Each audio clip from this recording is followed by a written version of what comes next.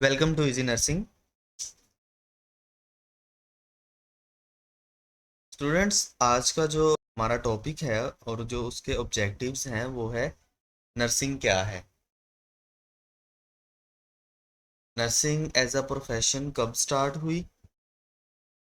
Nursing के अंदर कौन कौन से कोर्सेज हैं जो अभी करवाए जा रहे हैं पाकिस्तान के अंदर और उनका क्राइटेरिया क्या है। तो वन बाय वन देखते हैं सारे ऑब्जेक्टिव्स को।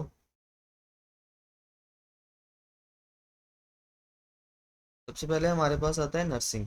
नर्सिंग की बहुत सारी डेफिनेशन बहुत सारी किताबों में दी गई है, लेकिन जो ज़्यादातर पढ़ाई जाती हैं यूनिवर्सिटीज़ में, इंस्टीट्यूट में, वो हमारे पास दो डेफिनेशन आती हैं। एक डब्ल्यूएचओ की डेफिनेशन आती है और एक वर्जीनिया हैंडरसन की डेफिनेशन आती है। तो वन बाय वन दोनों को देखते हैं कि दोनों डेफिनेशन हमें क्या बताती हैं। तो पहले डेफिनेशन को देखते हैं। Nursing is an art and science. Nursing क्या है? एक आर्ट है और साइंस है। अब आप देखें कि आर्ट किस तरह है और साइंस किस तरह है। नर्सिंग आर्ट इस तरह है कि इसमें हम क्या करते हैं, हमें पेशेंट के साथ एक रिलेशनशिप, एक ताल्लुक बनाना होता है। पेशेंट के साथ हमदर्दी शो करवानी होती है, पेशेंट का एहसास करना होता है, और उसके जितने भी रिलेटिव्स हैं और पेशेंट के साथ अच्छे तरीके से बिहेव करना होता है।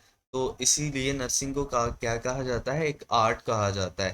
ठीक है। नर्सिंग एक साइंस इस तरह है कि इसमें हम क्या करते हैं, इसमें हम बहुत सारी किताबों का नॉलेज हासिल करते हैं। जैसे हमारे पास एनाटॉमी फिजियोलॉजी है, फार्माकोलॉजी है, उसके बाद कम्युनिटी हेल्थ नर्सिंग है, फंडामेंटल ऑफ नर्सिंग है। तो इसीलिए नर्सिंग को एक साइंस भी कहा जाता है, जो कि किस पे बेस्ड होती है? नॉलेज पे बेस्ड होती है। अब नॉलेज क्या होता है? नॉलेज इंफॉर्मेशन होती है जो हम गैदर्ड करते हैं। ठीक है। और स्किल क्या होती है कि जब हम कोई भी इंफॉर्मेशन गैदर्ड कर लेते हैं किसी भी चीज़ के बारे में। मैं आपको एग्जांपल देता हूँ।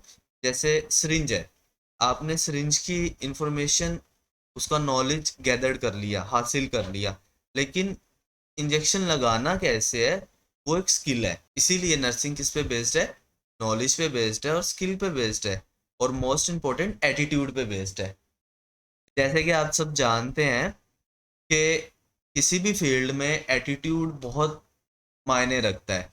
नर्सिंग फील्ड में एटीट्यूड सबसे ज़्यादा मायने रखता है, क्योंकि नर्सिस को क्या करना होता है? नर्सिंग को इंटरेक्शन करना होता है पेशेंट के साथ, उनकी फैमिलीज के साथ, इवन अपनी टीम मेंबर्स के साथ, हॉस्पिटल सेक्टर के अंदर मुख्तलिफ जितने भी हॉस्पिटल के अंदर वर्कर्स होते हैं उनके साथ इंटरेक्शन करना होता है, कम्युनिकेट करना होता है, उनको चीज़ें समझानी होती हैं, पेशेंट्स को, उनकी फैमिली को।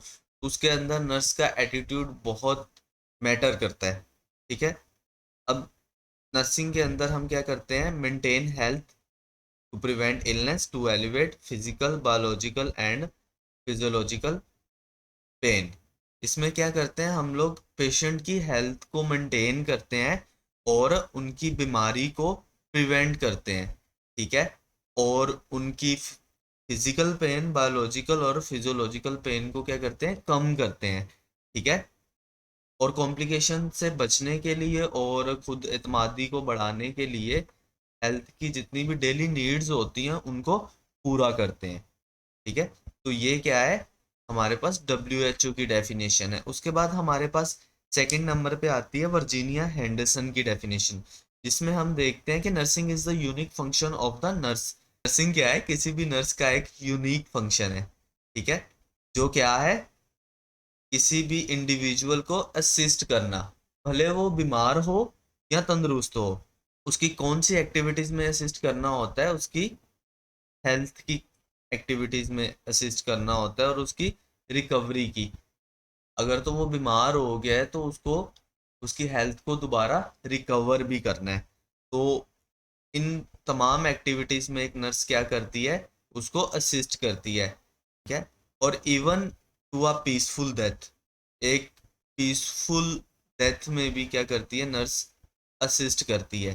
That he would perform unaided if he had the necessary strength, will और नॉलेज। तो ये सारी चीजें वो जब भी कर सकती है जब उसके पास नेसेसरी नॉलेज होगा, उसके पास स्ट्रेंथ होगी और विल होगी काम करने की। तो अब देखते हैं कि नर्सिंग एज अ प्रोफेशन कब स्टार्ट हुई। Nursing emerge as a profession in the mid 19th century. अगर आप नर्सिंग की हिस्ट्री की बात करें तो जो पहली वमन थी वो पहली नर्स थी। लेकिन नर्सिंग एज अ प्रोफेशन जब लोगों ने इसको एक्वायर करना स्टार्ट किया वो 19वीं सदी के दरमियान में किया था। Historians credit Florence night angle, ठीक है, तो इसका जो पूरा क्रेडिट है वो फ्लोरेंस नाइट एंगल को जाता है, जिनको मदर ऑफ नर्सिंग भी कहा जाता है। A well educated woman from Britain as the founder of modern nursing. ये एक बहुत ही पढ़ी लिखी बरतानिया की खातून थी जिनको आज फाउंडर ऑफ नर्सिंग के नाम से भी जाना जाता है। और इन्होंने एक बहुत ही क्रूशल रोल प्ले किया नर्सिंग की फील्ड में। Nightingale challenged social norms and her wealthy parent by becoming a nurse. तो ये एक बहुत ही पढ़े लिखे और अमीर खानदान से ताल्लुक़ रखती थी और उस ज़माने में जो नर्सिंग की फील्ड को इतना अच्छा नहीं समझा जाता था, क्योंकि लोग उस ज़माने में क्या करते थे, ये जो जितने भी काम होते थे नर्सिंग के, ये चर्चिज़ की ऑर्गेनाइजेशन करवाती थी या मुख्तलिफ और भी ऑर्गेनाइजेशन थी जो ये काम करवाती थी। लेकिन एज अ प्रोफेशन इसको एक अच्छा शोभा नहीं समझा जाता था। लेकिन उन्होंने क्या किया, जितने भी नॉर्म्स थे उनको चैलेंज किया, अपने पेरेंट्स के खिलाफ गई एक नर्स बन के। तो फ्लोरेंस नाइट एंगल की वजह से आज लोग नर्सिंग को एज अ प्रोफेशन एक्वायर्ड करते हैं। उसके बाद हम देखते हैं कि नर्सिंग के अंदर कौन कौन से प्रोग्राम्स होते हैं जो आप पाकिस्तान में रहते हुए कर सकते हैं और उनका क्राइटेरिया क्या होता है। इन प्रोग्राम्स को मैंने दो ग्रुप्स में डिवाइड कर दिया है। पहला है डिप्लोमा प्रोग्राम्स और दूसरा है डिग्री प्रोग्राम्स। तो पहले हम डिप्लोमा प्रोग्राम को देखते हैं कि डिप्लोमा प्रोग्राम क्या होता है। डिप्लोमा प्रोग्राम्स में सबसे पहले हमारे पास आता है नर्स मिडवाइफ। इसको पोस्ट बेसिक स्पेशलिटी भी कहा जाता है। ये 1 साल का डिप्लोमा प्रोग्राम होता है जो कि सिर्फ फीमेल्स के लिए होता है। इसके बरक्स मेल इसके अलावा कोई भी 1 साल का पोस्ट बेसिक स्पेशलिटी कोर्स कर सकते हैं। इसके लिए अगर क्वालिफिकेशन देखी जाए तो एप्लीकेंट जो है वो रजिस्टर्ड नर्स होना चाहिए। उसके बाद सेकंड नंबर पे हमारे पास आता है लेडी हेल्थ विजिटर्स, एलएचबी भी कहा जाता है। ये 2 साल का डिप्लोमा प्रोग्राम होता है।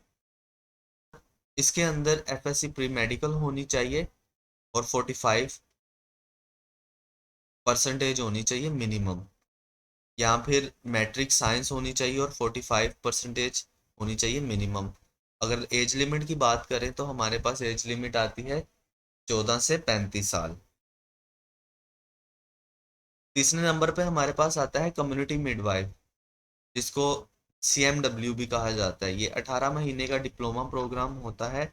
इसके अंदर क्वालिफिकेशन चाहिए होती है मैट्रिक साइंस या फिर आर्ट, जो कि 40% रिक्वायर्ड है। एज लिमिट इसके अंदर होती है 14 से 40 साल। चौथे नंबर पे हमारे पास आता है फैमिली वेलफेयर वर्कर्स, जो कि 2 साल का डिप्लोमा प्रोग्राम है। इसके अंदर क्वालिफिकेशन चाहिए होती है एफएससी प्री मेडिकल 45% मिनिमम, या फिर मैट्रिक साइंस 45% मिनिमम। इसके अंदर एज लिमिट होती है 14 से 35 साल।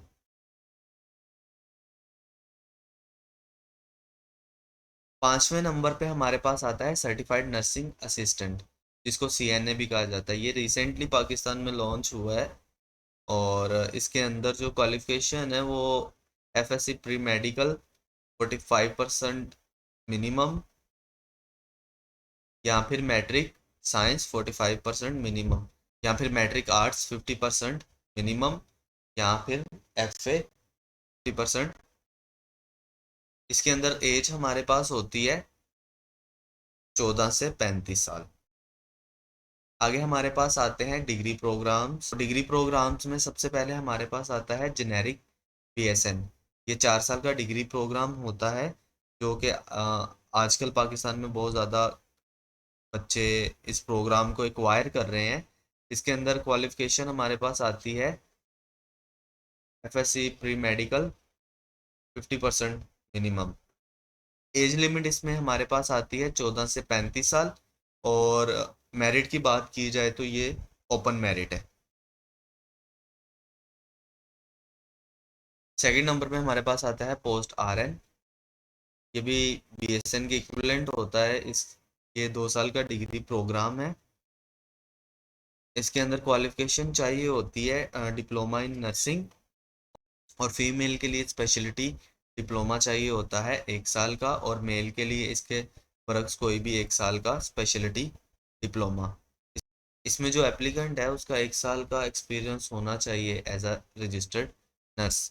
तो ये थी हमारी आज की video. I hope you like it. तो मिलते हैं नेक्स्ट वीडियो के साथ।